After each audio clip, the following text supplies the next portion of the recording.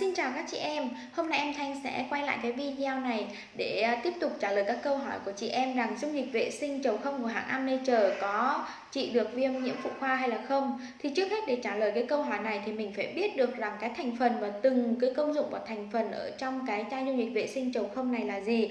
Thì như vậy á, mình mới trả lời được cái câu hỏi là có trị và phòng được viêm nhiễm phụ khoa hay là không. Vậy thì cái thành phần của cái chai dung dịch vệ sinh chầu không này là gì? Cái thành phần của cái chai này đó là chiết xuất được là từ lá trầu không, lá chè xanh, canxit phatimate, vitamin B5 và tinh chất hoa hồng. Vậy thì công dụng của từng thành phần, lá trầu không thì nó sẽ giúp cho mình làm sạch và kháng viêm. Lá chè xanh nó sẽ giúp cho mình trị mùi hôi và kháng sát khuẩn. Kết hợp với lại là canxit phatimate nó sẽ giúp cho mình nâng cái mô cơ âm đạo, giúp cho mình xe khít vùng kín, đặc biệt rất là tốt đối với chị em khi sinh thường. Bởi vì sau khi sinh thường thì là thường vùng kín của mình nó rất là rộng, thì chị em thường rất là tự ti khi mà chuyện chăn gối với lại là chồng. Như vậy nên là rất cần một cái chai dung dịch vệ sinh như thế này để mà giúp cho mình là xe khít vùng kín.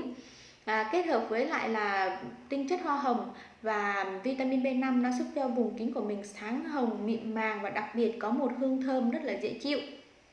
Như vậy với sự kết hợp hoàn hảo của những cái thành phần ở trong một chai dung dịch vệ sinh như thế này, nó sẽ giúp cho chị em phụ nữ mình là tự tin hơn này, kháng khuẩn, kháng trị viêm này, làm hồng, xe khít và có một mùi thơm dễ chịu cho vùng kín của chị em phụ nữ.